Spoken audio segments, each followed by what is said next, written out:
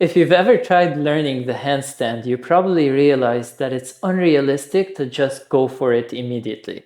What you want to do instead is try easier progressions that progressively build up to doing the full, glorious, spectacular handstand. Now, this sounds fantastic in theory, but what I see happening in practice as a full-time handstand and movement coach for adults is that most people will find the first few steps easy and exciting, and then all of a sudden they encounter a progression that's way too hard, feels so awkward, they get stuck, they feel frustrated, and even worse, they give up. And what's actually kind of disheartening is that in many cases I've seen, that progression that made someone feel awkward and want to give up was actually quite unnecessary for that person. And had they skipped it or substituted it for something more convenient, they would have been totally fine. So this video is about calling out those progressions so you don't have to waste your time on them and you can move forward in your handstand journey. The first progression that may be holding you back is this silly version of stomach to wall handstand where you walk so close to the wall like this. Super scary. And let me start by saying that a lot of coaches that I deeply respect swear by and require this progression. But I've never used it, my clients have never used it, and many people I know have never used it, and here's why. The logic behind using this progression is that if you practice stomach to wall handstands at a safe distance away from the wall where you can simply hop down, then your form will be all crooked and bad, very bad handstand. But if you practice closer to the wall, then you'll be more straight, and that's very good handstand. Now, there's a lot of misconceptions here to unpack. First, as you may have guessed, that the first handstand is not very bad. It depends on the person. I work with people who intuitively, when they start, they have good shoulder mobility. I have them do the straight version. Or I sometimes work with people who, even hanging from a pull-up bar, their shoulders won't open. So they have to arch. And working on shoulder mobility in parallel with handstands, which they do, is not going to come from going close to the wall. Even if they do very close to the wall, their form will still be arched and bad, right? Or bad in quotation mark, bad. So if you want that straight handstand, the straightness has to come from your own muscular volition, not from being pressed against the wall. So what you can do is climb up the wall at a safe distance where you can hop down, no anxiety.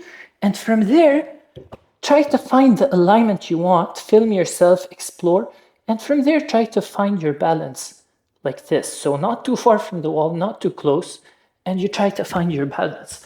And most importantly, know that you will not be building bad habits if you start with a little bit of arch handstand, find the balance in parallel, work on your shoulder mobility, work on your awareness, and then make it more straight and pretty if you so choose. The next progression that may be holding you back is actually even more silly.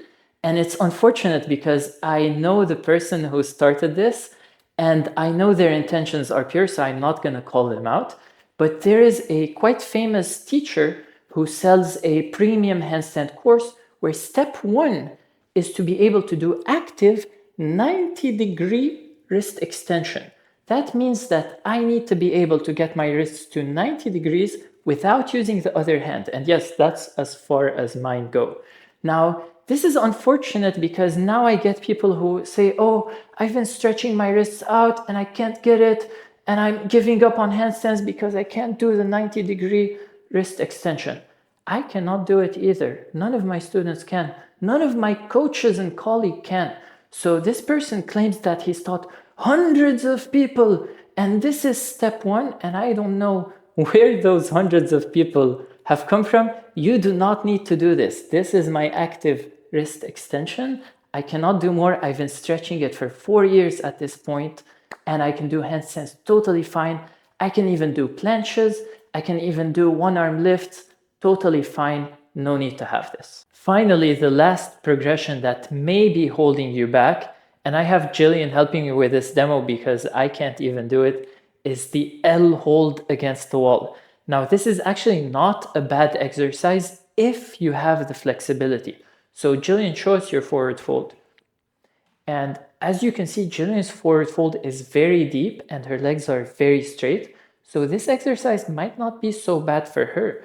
But if you take someone like me, thank you, Jillian, who I've been working on this, so I can fold a bit now, even though I have the knees a little bit bent and the back rounded, but I started more like this. This exercise was so frustrating. So I'd see videos online saying, oh, you have to measure the leg and that's where you put your hand and then you will have a perfect L. And although I can kind of do it now, I cannot imagine getting into a handstand from there. And I definitely meet many people who are so frustrated that this doesn't work for them, and they think that they have to do this in order to move on in their journey. If this is you, by the way, you can put your hands at the distance we recommended at the beginning of the video. This way you don't have to worry about the legs being overstretched.